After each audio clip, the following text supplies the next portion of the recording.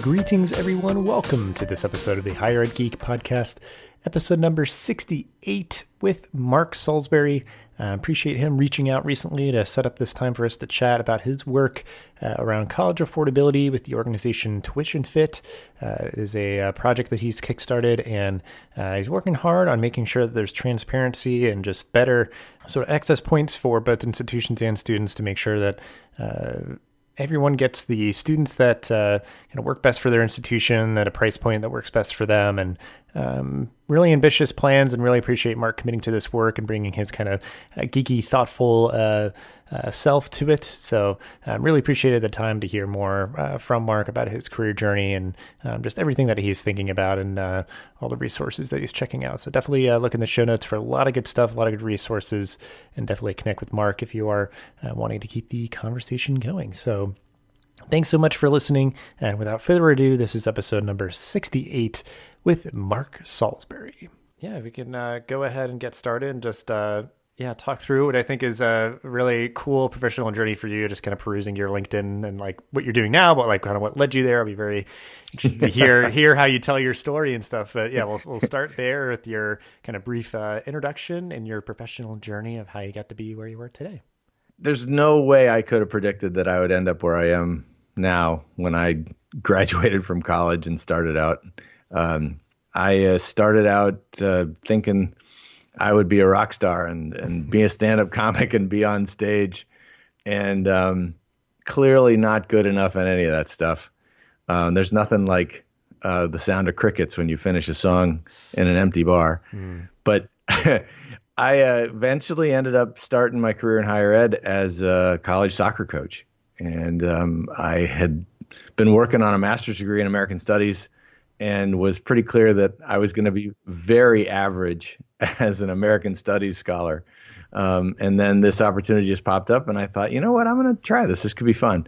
Mm-hmm. And next thing you know, I was a coach for 11 years before deciding, you know what, I'm going to go back and do a PhD, study in higher ed. It's just, this is such a fascinating environment, and trying to understand how college students learn and why colleges vary so much in success rates and learning rates and just the way they design themselves, and why can't they evolve more quickly. So I went back and did a PhD at the University of Iowa and was very lucky to be a part of the Wabash National Study on Liberal Arts Education. Really got to be a part of a study where you really dig in and look at how do students learn, and let's get data from them as freshmen, data from them as sophomores, and then data from them as seniors, and be able to see how much they learned and grew, and then be able to see, okay, what experiences made that learning really take off, what experience sort of inhibited that growth, and what really mattered for students. So that was a really fascinating experience, and I've been drawn on that ever since. And then I was finishing my PhD, and I thought I'll go be a professor somewhere and a researcher, and got a call from a small college in Illinois called Augustana College that said, can you come and be our director of institutional research and assessment? We don't really know exactly what that's going to look like, but we want somebody that can help people understand the data and not just hand them spreadsheets. Mm-hmm. And I thought, you know what, that'd be really fun to do. That would sort of bring together the coaching side of me and now the quantitative data researcher side of me. And so I said, okay, I'll do it. And I thought, I'll do this for a year. I'll sort of treat it as a nice consultancy kind of gig. Next thing you know, I'd been there for 8 years and really got a chance to do a lot of fun stuff and work with some amazing faculty and student affairs folks, really helping students and helping an institution get better at what it does. And about 7 years in, probably, I started to think, you know what, maybe I need to do something else. Maybe it's that 7-year itch. Mm-hmm. And I had been wondering for a long time, I'd been watching how the college pricing thing was really just such a disaster for everybody. It's such a fog, and it drives the public crazy. And, families say, just tell me what my price is going to be, because I want to use that information to decide whether I'm going to apply or not, right? Like, I'm going to spend $50 and a bunch of time to apply to a school and then find out a couple months later that I can't afford it anyway. Right. But you still got my $50. Like, that sounds like a little bit of a scam. Last year, I think Lend EDU put a report out, and I think UCLA was the number one school of making $5.3 million off the applications that they deny. That's a pretty cool gig, right? Like, that's a lot of money, but the families hate that. And I just thought this pricing thing's just goofy for the public. And it's not hard to find stuff in the media these days going off about college costs. But then it was really clear from the inside that this pricing game is strangling most of the colleges, because now the public sees a price tag, a sticker price, and says, forget it, I'm not applying there. There's no way I can afford that, either because they don't know that you pay less than the sticker price in almost every instance, or they look at it and go, there's no way that school is going to give me a $60,000 scholarship to make it so that I can afford to go there. So I'm not going to waste my time. So the colleges don't get enough applications, and then they don't get enough enrollment, and then they don't get enough revenue.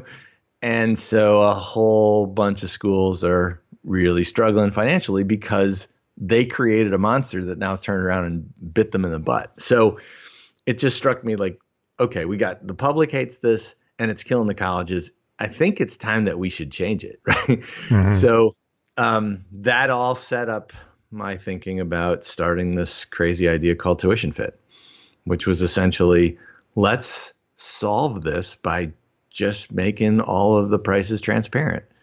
And let's do it by allowing the public to create a single data set, share information, protect everybody's anonymity, make it free, so that then every individual can see all of the different prices that are being offered to students just like them.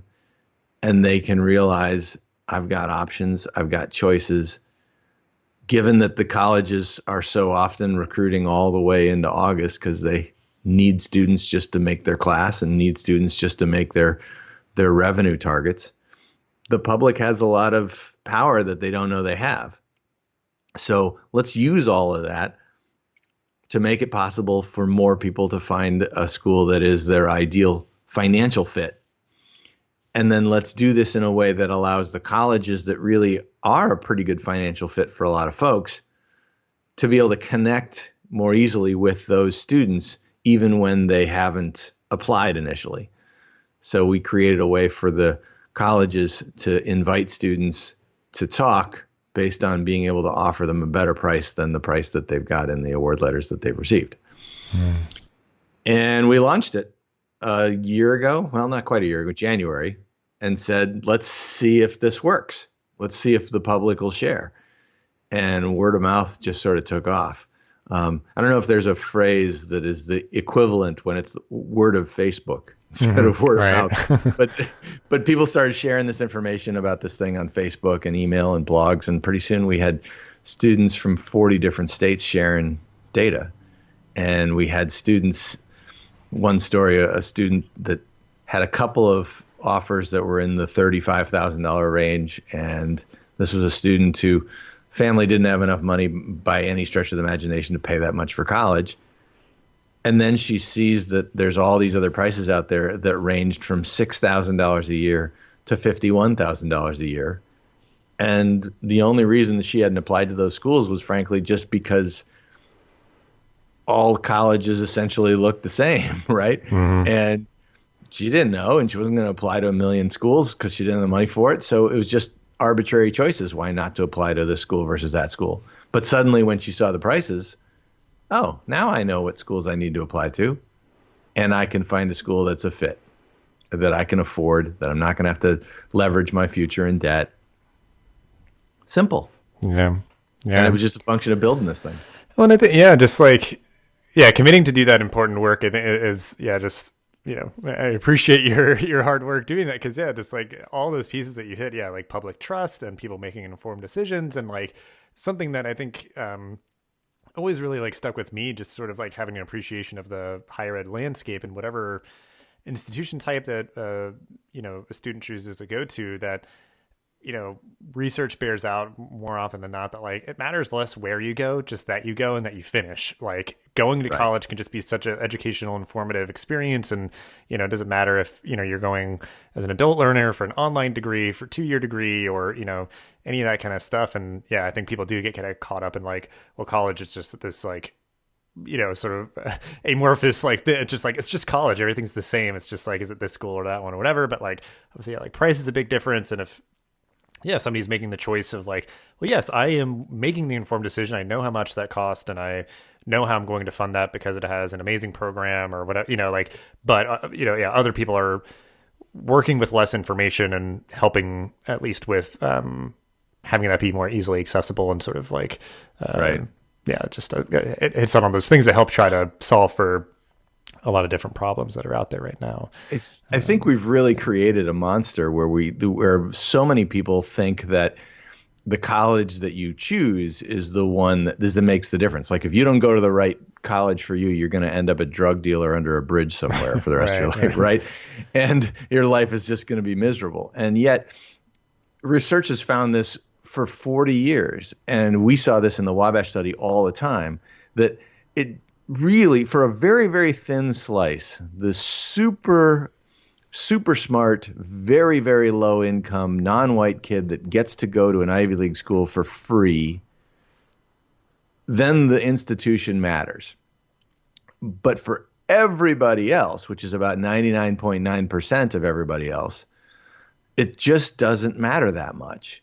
And what matters is what you do in college, whether you spend the college experience really getting involved in the things that can help you learn and put information together and integrate your experiences, or if you just get drunk all the time and miss class a bunch.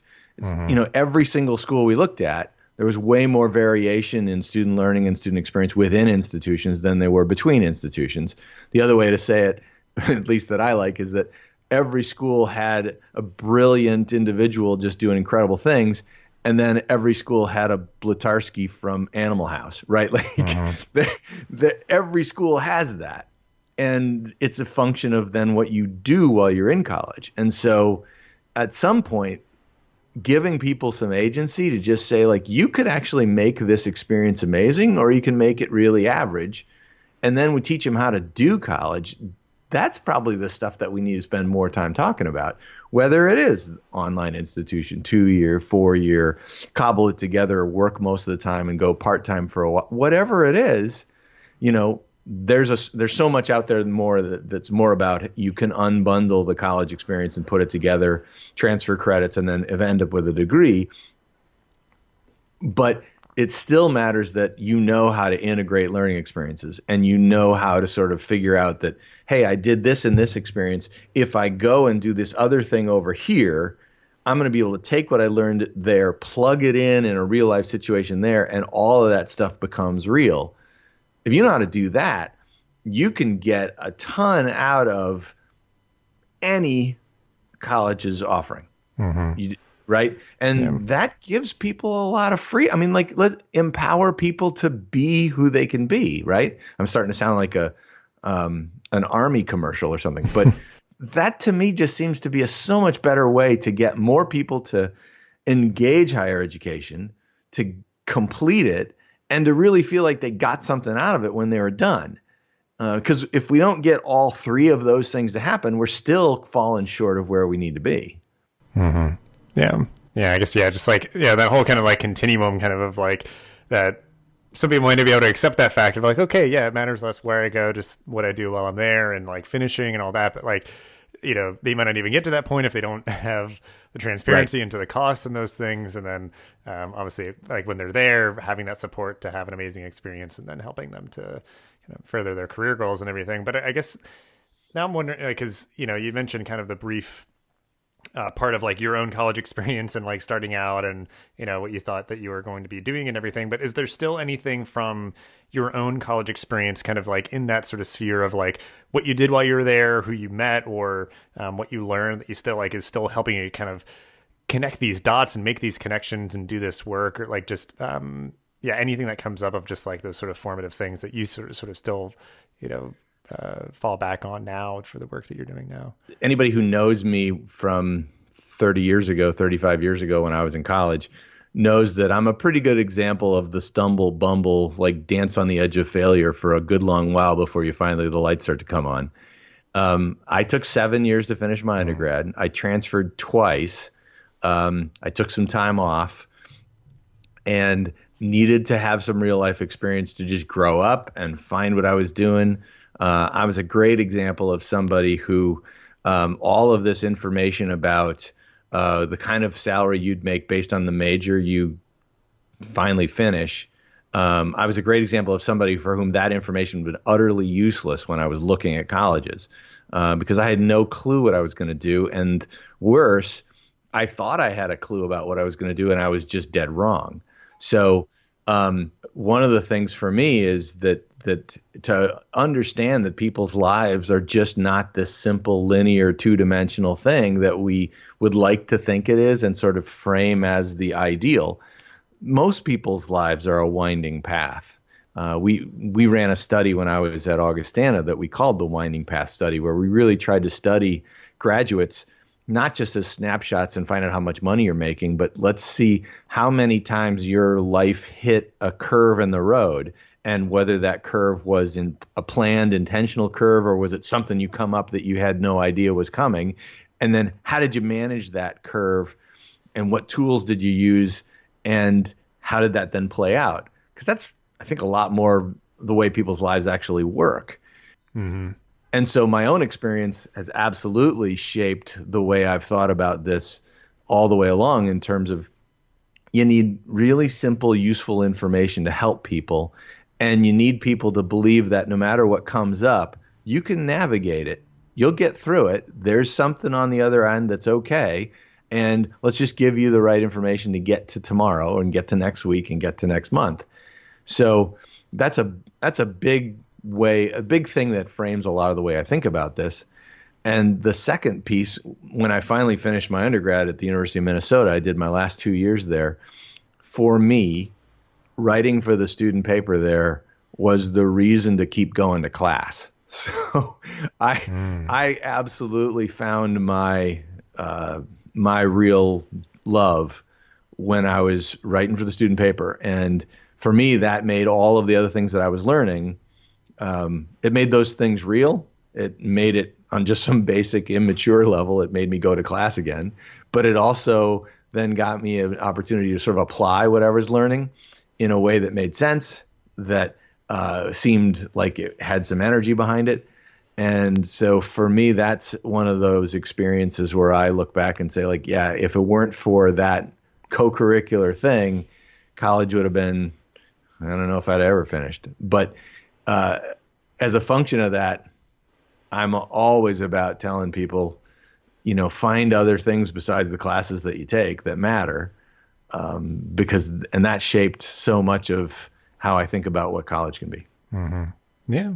I mean, just, like solidifying that commitment and like nurturing persistence. And, sometimes it can be that and like, community, like connections, friends, whatever, or like other skills or career stuff and all that. I mean, there's so much. It's like not like mutually exclusive. It could be all of those things or just especially one of them And I like the word choice that you used, nurturing persistence.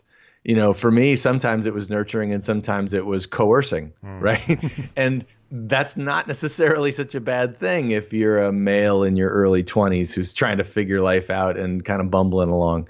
But that would never have happened if I hadn't stumbled on some other experiences that I needed that helped make this stuff come alive and kept me going. Yeah. I mean, that being the other thing too. Yeah. I think like whether it's like a campus-based position or just working in general while going to college, like I think, I can kind of help kind of contextualize like the learning that you're having of just kind of being, out in the working world and like help you like refine your focus and those sort of things. So I think, it's just, I think, the point of view that we have generally with like students going to college and what that's supposed to look like or whatever is thankfully evolving and maturing and getting more kind of diverse and complex and all that. And then just, making sure again that like, with the work that you're doing now, I guess like I want to see what's kind of been kind of, like a learning experience for you with your current work, but like, now trying to like, because I think that's the idea. Like what kept coming up in my head is just like, yeah, I mean, like I think we've learned a lot and studied a lot and researched, as a higher education profession and about like student learning and student experiences and like student engagement, all that kind of stuff. But like continuing to try to like help more people to have that experience in some way. Again, like just the whole kind of learning continuum, whether that is like going for a certificate, working on something, some sort of degree or taking courses online. Like we want to make sure that I think, we're not gatekeeping, like we're opening that up more so that more people get to it. So, and a big part of that is cost. Cause I think just working with students for the past couple of years after finishing my master's, especially in some different context of a lot of like adult learners and graduate learners, online learners, like cost always comes up even in this, I think we think of it a lot, especially with undergraduate, because you're going for 4 years, and certainly people who go to like law school or med school, like cost is a huge thing too. But that, it just, is like a very stubborn issue, and trying to work to solve that. It's a tall order, and, you've committed to trying to work on it. And I guess what's been like really educational and kind of learning experience for you, and like, what are you enjoying about this current work now that you've been doing for the past almost year? I'm very curious because I'm sure it's very different from anything you may have done before. Yeah, it's a really exciting and terrifying to sort of leave the old buildings and the quad of higher education, where you're in you're in a big environment where, the thing just keeps going and you don't have to really worry about where the money's coming from. You just keep doing your job, to then start something on your own where, every day is sort of like, are we going to make it to tomorrow, next month? I don't know. Right. And that I think is a really valuable thing, because I think the folks that work in higher education all the time, you just forget how life is for everybody else on the planet, right? That there is this reality that, tomorrow I might get laid off. Tomorrow my company might go out of business. Tomorrow something might happen. And, if you've got tenure and all of the things that go with that, obviously that's pretty far from your mind. And even if you work in a higher education institution, there is this sense of like, this thing just keeps plugging along. And that's been really interesting to sort of go and live that. From the perspective of just learning about how people engage the conversation about higher education,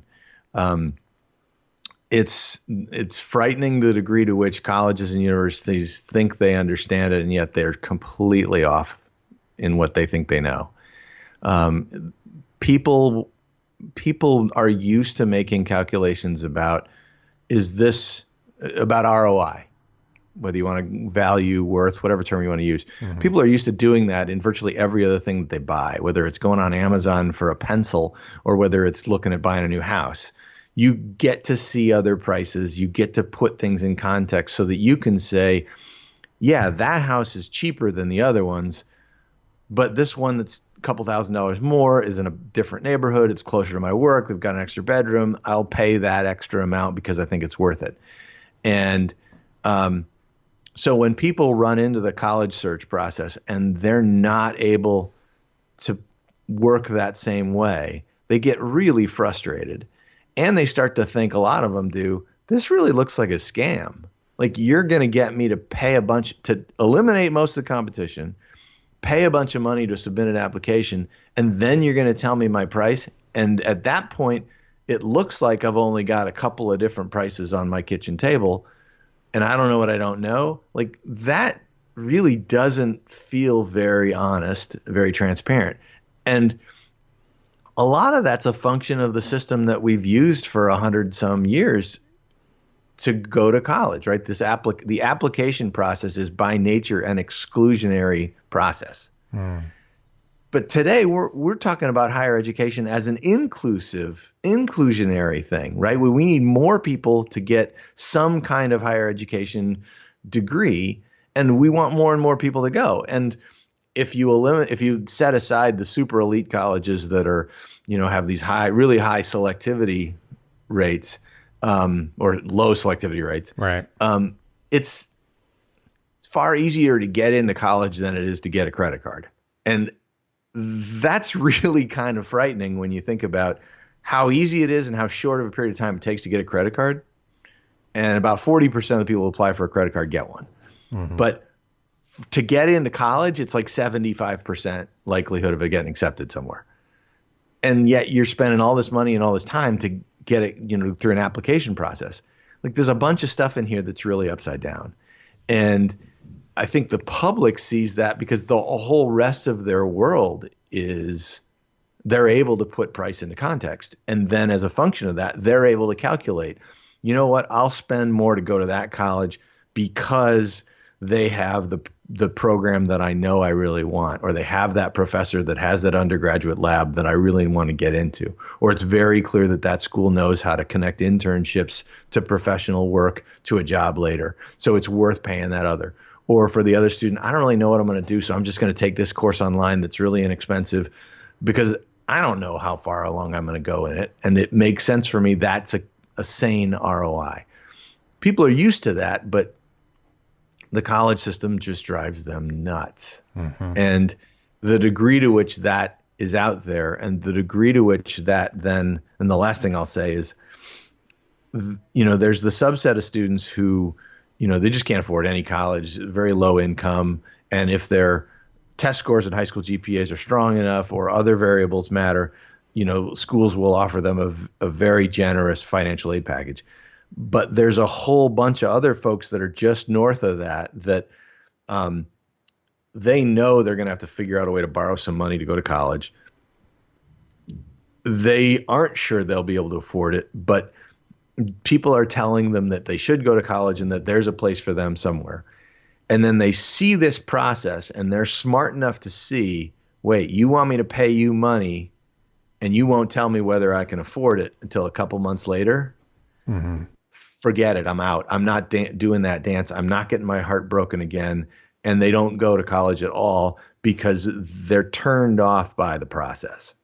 Yeah. And that's a crusher. That just kills me because we want more people to go to college, but we've got a system that scares them away. And I shouldn't say scares, drives them away with good reason. Mm-hmm. Right. Because it looks like a scam and a show. Yeah, like at best, it's just like confusing. Like it's not as if it's like it's done in some sort of like malevolent. Like it's like, oh yeah, we're just gonna like do it. It's just like it's just confused because like I think it happens. I think in a lot of different ways in life is that when you have kind of like the curse of knowledge, like you can't like the same way that like somebody doesn't know what they don't know. Also, like, you can't not know what you know. So, like, it's like, yeah, we're all, like, it's maybe people who have, like, yeah, I've worked in higher ed for, like, decades or whatever. I'm building processes and systems, just sort of, like, unaware of the fact that, like, there's a lot of people, because now the idea that, like, we have to broaden the base of people who get some sort of kind of post-secondary credential, they're going to be first generation. Like, they may not know many people or anybody in their family. Like it's just tough to navigate. It's confusing, and it's like, but it's not necessarily maybe done. Maybe sometimes it is in terms of being like restrictive in those places that are highly selective. Like, it's not done in a malevolent way, but like it's at least just at the very least it's confusing. And any way that we can make that less confusing benefits everybody. Like you said, more students enroll, make more informed decisions. They're more committed, so they're more likely to persist and those sort of things. So, it just, it's like it's going to work out better for everybody. I think like you're starting to allude to too, which is a completely other topic, which it's go down the wormhole of it. But like the idea of like federal financial aid and like those sort of things of like coming into like the cost and funding and, all that kind of stuff. But, right. The whole system is built on, this is very much historical, but the whole system, the ordering of things in that process to get into college, it's all built on the presumption that you can afford it. Mm-hmm. So that's why price doesn't come up until very late. That's why financial aid is all about like, prove to me that you're actually poor, right? All of this stuff is built on this assumption that, well, if you're actually going to play with going to college, then certainly you can afford it. And that's so blatantly not the case anymore for most people. Right. And until the public gets the information that they need to start being able to make the decisions with their feet, and the fact that the demographics are shifting like they have, so that the public really actually has a lot of power to start driving price down just by saying we're going to this school and we're not going to that one. And that one says, well, 90% of our revenue depends on tuition, so I guess we got to figure out how to charge less. Until that happens, you still have this weird system where prices still go up even though there's a lot of supply. Mm-hmm. Yeah. Yeah, it's fascinating. And again, I give you kudos to working on this in your own way and trying to help influence. 'Cause I think things are moving in that direction, but like if we could make it happen quicker, that'd be great.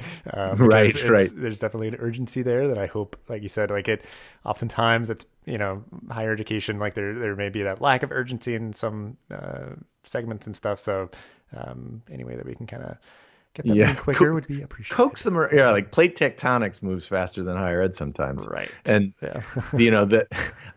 this you'll sort of roll your eyes at this, but it really happened. I was telling a college president about this project and trying to get them interested in this, and this particular college president said, "You're absolutely right. We all know as presidents that the high price, high discount model is not sustainable. This thing really needs to get fixed, and I hope you'll fix it." And I went, what? Right? Like, here's a college president hoping that this little guy in his home office with a computer will somehow fix it. Like, great, thank you. But that just seemed really upside down to me. Yeah, kind of just like, I appreciate your vote of confidence, but like, right. Yeah, I think it's going to take more than one guy in a computer to like fix the entire college pricing, crisis or whatever. Right. So yeah, that's but crazy enough, that's what I'm trying to do. Yeah. Well, yeah. I mean, it's the idea. Like you have to, in so many ways, it's going to set high expectations to be able to, kind of drive great outcomes. So it's like, there's that kind of philosophy of like, you would think that most people would be like, no, let's set like low KPIs and like, goals. Cause it's like, we'll always hit them and it like makes us feel better. It's like, well, no, it's okay if you're like perpetually like 90% of the way to your goals, because that means you're setting ambitious goals and you're like really driving towards them.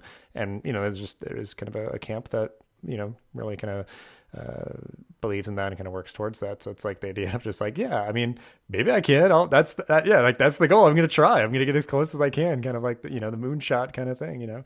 Well, in higher education institutions, when they do move, they're much, much better at moving in incremental ways. Mm-hmm. That's just the nature of when you get this really flat autonomous thing where good ideas bubble up, and rarely does anything really substantial and sustainable come from the top down. So when, for people out there who are just listening to this, I am not a super svelte, thin guy. I've got a few pounds to lose. But if someone tells me just get thinner, I just sort of get depressed and then, no, yeah, you're probably right, I should. But I can't do anything moving forward because I've got issues, right? But if someone says to me, look, get 5 pounds thinner, and if you get 5 pounds thinner, then you'll be able to do this thing, that's tangible. And I can actually pull that off. It's the same thing with higher education institutions. People have been telling them for a long time, you guys got to get cheaper. But that's just an abstract, and you throw that into a faculty meeting, and you can imagine where that goes, right?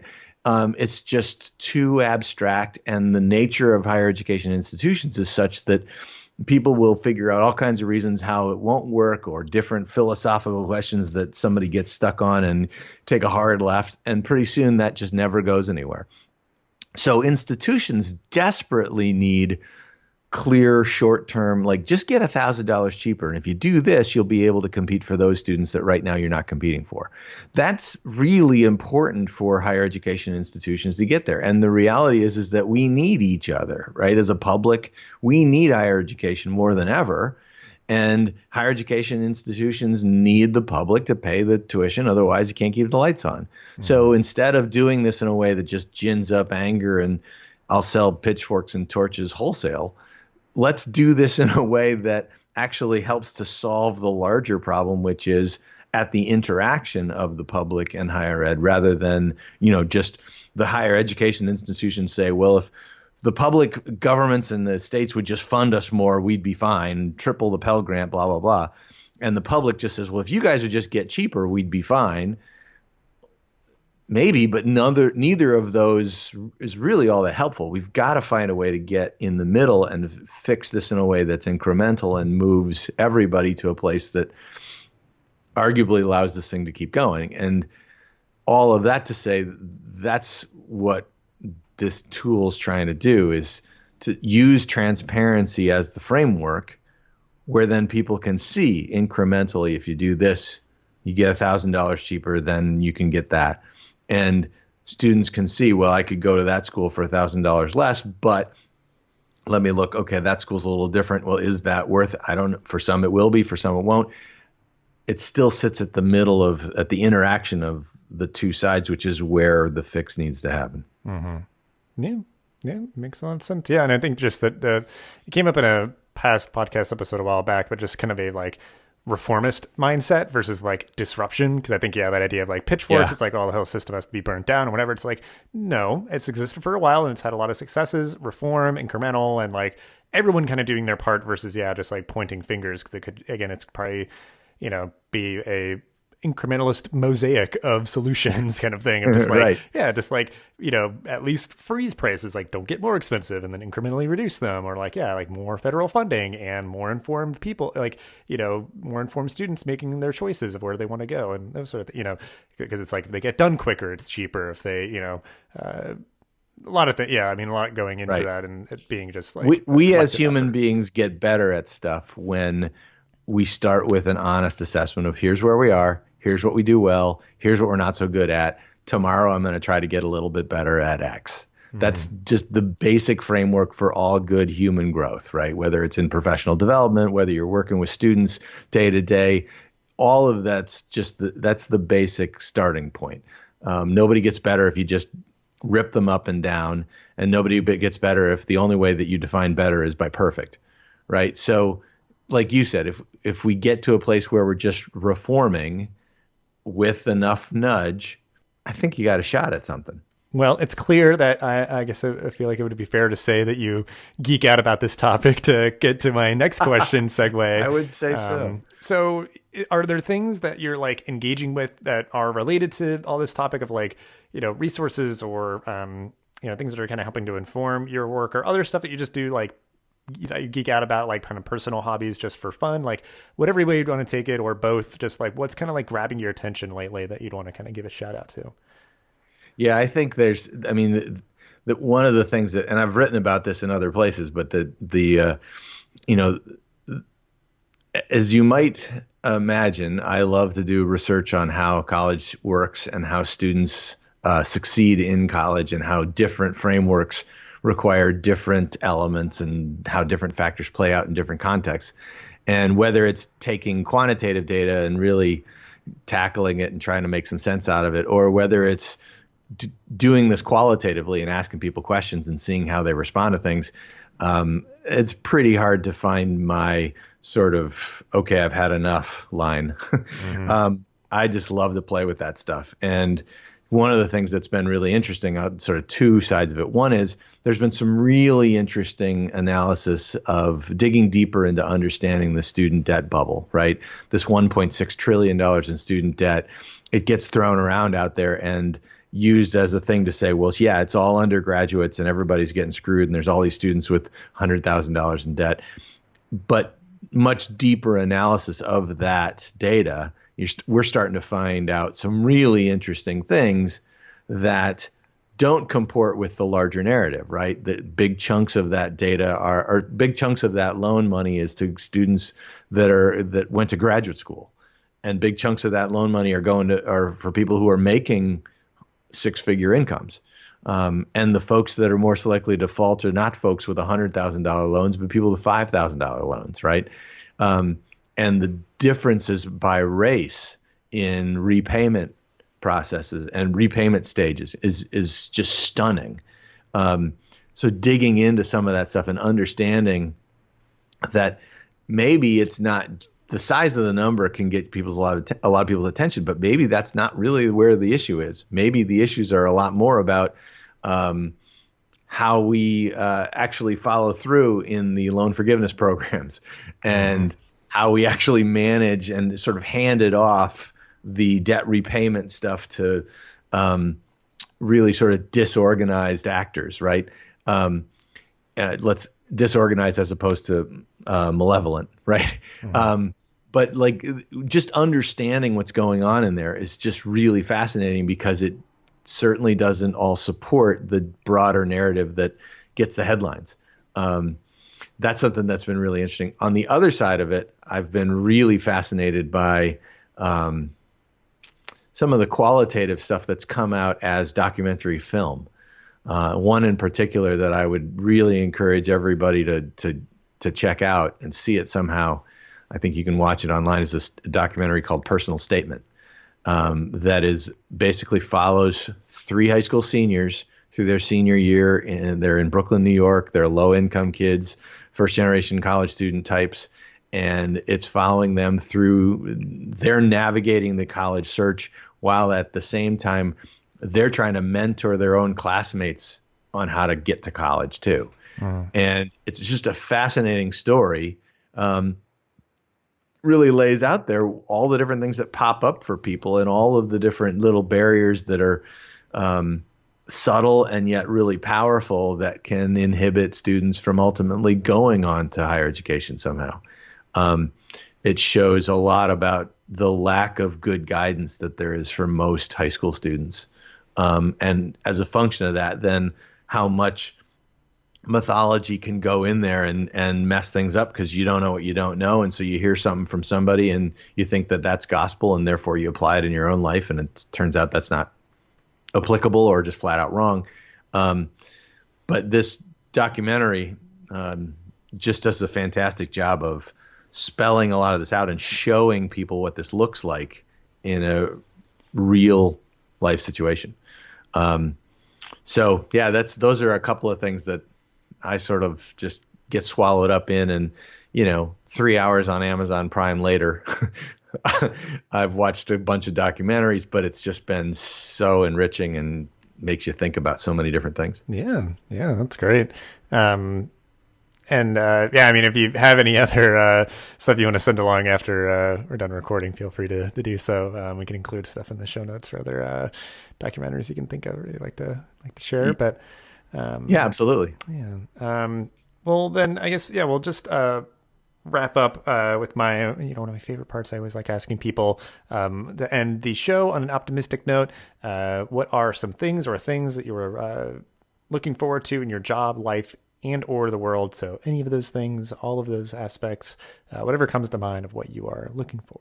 Probably a little redundant, but I am really looking forward to seeing this TuitionFit exercise, the TuitionFit transparency project that we're calling it, really help more students and really change the narrative for a lot of folks to see that college is a stage in your life and it's not any more or less than that. And whether you engage it by taking some classes online while you're working 40 hours a week, or whether you go to a very traditional 4-year institution with quads and ivy and way too many squirrels on campus, what I'm really hoping to see is that this, and we're starting to see it already, just a peek behind the curtain. And I'm just really excited to see how that plays out. But what I really hope for is that this adds to what we're starting to see with the younger generation of them starting to say, you know what, we can fix a lot of this stuff ourselves.